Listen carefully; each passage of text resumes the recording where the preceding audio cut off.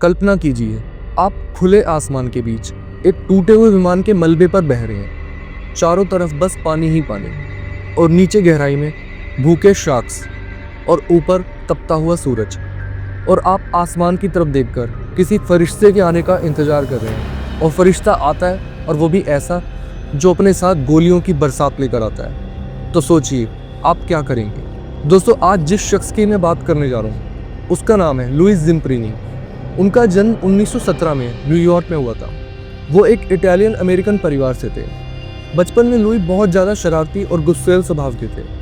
उनका पढ़ाई में बिल्कुल भी मन नहीं लगता था।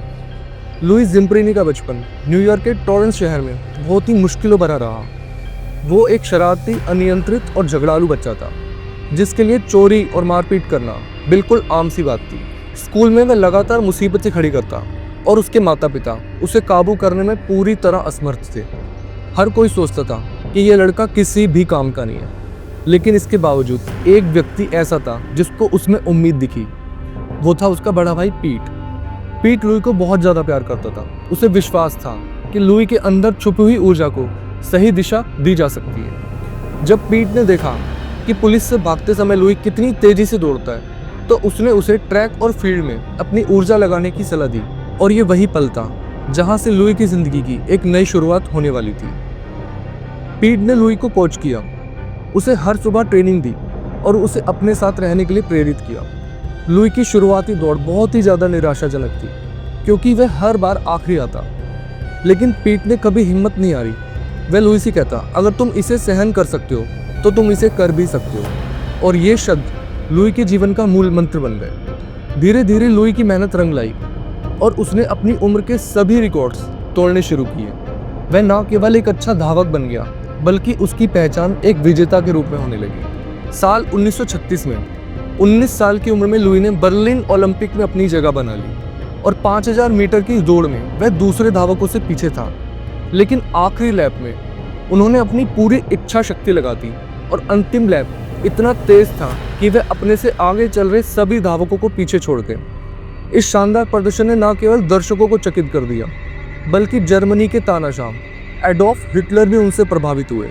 दौड़ के बाद हिटलर ने लुई को अपने बॉक्स में बुलाया और हिटलर ने लुई का हाथ हिलाकर कहा, अरे तुम वही लड़की हो ना जिनका अंतिम लैप बहुत ज़्यादा तेज था। हिटलर के सामने खड़ा होना लुई के लिए एक अनबिलीवेबल मोमेंट था। जब वर्ल्ड वॉर सेकेंड शुरू हुआ तो लुई ने यूएस एयरफोर्स आर्मी ज्वाइन की। वह B-24 लिबरेटर नाम के बॉम्बर विमान में बॉम्बरडायर बने। दूसरे विश्व युद्ध के दौरान लुई ने अमेरिकी वायुसेना में बॉम्बरडायर के रूप में अपनी सेवाएं भी दी। 29 मई 1943 को एक रेस्क्यू मिशन पर जाते समय उनका विमान दुर्घटनाग्रस्त होकर क्रैश हो गया और उनका विमान प्रशांत महासागर में गिर गया। और इस दुर्घटना में उनके 11 क्रू मेंबर सदस्यों में से केवल 3 लोग ही जिंदा बच पाए, लुई, सह पायलट फिल और मैक। और इसके बाद शुरू हुआ एक भयानक सफ़र। दोस्तों, एक छोटी सी लाइव राफ्ट पर उनका 47 दिनों का जिंदगी और मौत का सफ़र शुरू हुआ। उनके पास पीने के लिए ना तो पानी था और ना ही खाना। वो पक्षियों को पकड़कर उनका कच्चा मांस खाते और पानी पीने के लिए बारिश होने का लंबा इंतजार करते थे और शार्क से बचने के लिए लगातार संघर्ष करते थे। वो हर पल यही उम्मीद करते और आसमान की तरफ देखते कि शायद कोई उनका अपना आएगा और उनको बचा कर ले जाएगा। एक दिन उनको एक विमान दिखाई दिया और उनको लगा शायद वो विमान उनकी मदद के लिए आया है। लेकिन ये विमान उनके किसी अपने का नहीं, बल्कि उनके दुश्मन देश जापान का था। और उस लड़ाकू विमान ने उस पर गोलाबारी की और वो तीनों लोग गोली से बचने के लिए पानी में कूद गए। इस संघर्ष में उन्होंने अपनी जान तो बचा ली, लेकिन उनकी राफ्ट पूरी तरह छलनी हो गई। लेकिन बाद में लुई ने किसी तरह उसमें पैच लगाकर उसको ठीक किया। इसके बाद धीरे धीरे उनकी हिम्मत जवाब देने लगी और इस दौरान मैक ने धीरे धीरे हिम्मत खो दी और उसका शरीर टूट गया।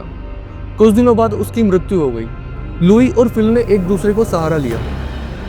लुई फिल को अपने बचपन की कहानियां सुनाकर, दौड़ के अनुभव बताकर उसका हौसला बढ़ाने की कोशिश करते, लेकिन भूख और प्यास से लड़ते हुए उनका शरीर पूरी तरह कंकाल हो गया था। 47 दिनों के बाद लुई और फिल को जापानी नौसेना ने पकड़ लिया और उन्हें जापानी युद्धबंदी शिविरों में भेज दिया। और ये जापानी कैंप, जहाँ हर दिन हर सांस एक सजा की तरह था, एक ऐसी सजा जिनको सुनने मात्र से ही आपके रोंगटे खड़े हो जाएंगे। और यही लुई की मुलाकात उसके जीवन के सबसे क्रूर इंसान से हुई, जिसका नाम था मुत्शिरो वतनाबे। एक ऐसा नाम जिसे सुनते ही हर कैदी थर थर कांपने लग जाता था। उसका दूसरा नाम था दी बर्ड, लेकिन यह कोई प्यारा परिंदा नहीं बल्कि एक निर्दयी शिकारी था जो इंसानों की हड्डियां तोड़कर उनकी आत्मा को कुचलकर खुशी पाता था। वतनाबे की लुई पर सबसे पैनी नजरें थी। वो हर सुबह उसे लाइन से खींच कर लाता और उसके गालों पर थप्पड़ मारता और पेट पर डंडों की बौछार करता। उसको दिनों तक भूखा रखा जाता और जरा सी बात पर घंटों तक धूप में खड़ा रखा जाता। दी बर्ड को लुई से इतनी ज्यादा नफरत थी कि वो लुई को हर कीमत पर तोड़ना चाहता था। दी बर्ड का एक ही मकसद था, लुई को झुकते हुए देखना। उसकी आंखों में वो आग जिसमें उसको अपने लिए कोई खौफ दिखाई नहीं देता था। उसको सिर्फ एक ही मकसद था, लुई की आंखों की वो चमक और डर को खौफ में बदलना। लेकिन लुई ने ठान रखा था, चाहे कुछ भी हो जाए मैं किसी भी कीमत पर हार नहीं मानूंगा। उसकी आंखों में वो आग थी जो ना तो भूख बुझा पाई और ना ही मौत का डर। वतनाबे ने एक बार लुई को अपने सिर पर एक भारी लकड़ी का बीम उठाने के लिए मजबूर किया और कहा, जब तक मैं आदेश ना करूं ये लकड़ी का बीम नीचे नहीं आना चाहिए। अगर वह बीम को नीचे छोड़ता या रख देता तो उसको गोली मार दी जाती। लुई को पता था कि यह उसके जीवन का सबसे कठिन क्षण है। वह अपनी पूरी हिम्मत जुटाकर अपने बड़े भाई पीट के शब्द याद करता और अपनी पूरी शक्ति से उस बीम को तब तक उठाए रखा जब तक बर्ड को हार नहीं माननी पड़ी। लुई ने समर्पण करने से पूरी तरह इनकार कर दिया। दोस्तों, जब वर्ल्ड वॉर सेकंड खत्म हुआ तो लुई और उसके बाकी के साथियों को रिहा कर दिया गया। वो अपने घर एक नायक की तरह लौटा, लेकिन उसका मन युद्ध की यातनाओं से बुरी तरह टूट चुका था। उसे PTSD, एक तरह का मेंटल डिसऑर्डर हो गया था। लुई को दी बर्ड के बुरे सपने आते और हर रात सताते और वह इस दर्द और गुस्से से बाहर निकल ही नहीं पा रहे थे। उनकी पत्नी सिंधिया ने उन्हें एक धार्मिक शिविर में जाने के लिए राजी किया।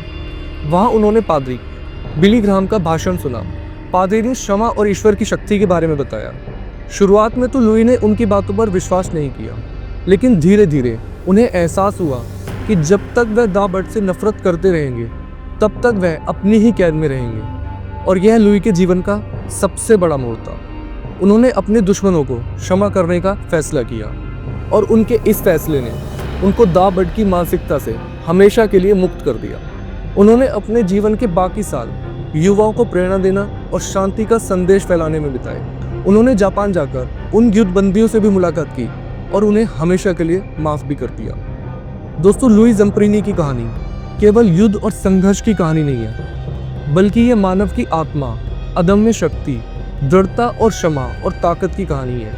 यह हमें सिखाती है कि जीवन में कितनी भी मुश्किलें आए, हम हार नहीं मानेंगे। जीवन में सबसे बड़ी जीत दूसरों को हराने में नहीं, बल्कि अपने अंदर की नफरत और गुस्से को हराने में है। लुई ने हमें सिखाया कि हम अपने दुश्मनों को क्षमा करते हैं तो हम खुद को मुक्त करते हैं। दोस्तों, दुनिया चाहे कितनी भी निर्दयी क्यों ना हो, अगर आपके अंदर जज्बा है और उम्मीद जिंदा है तो आप कभी भी हार नहीं सकते। अगर आपको ये कहानी पसंद आई और इस कहानी ने आपके दिल को छुआ तो प्लीज़ हमारे चैनल को ज़रूर सब्सक्राइब करें, ताकि हम आपके लिए ऐसी ही सच्ची घटना और किस्सों पर आधारित और भी वीडियोस लेकर आते रहें। इस वीडियोस को अपनी फैमिली और फ्रेंड्स के साथ ज़रूर शेयर करें।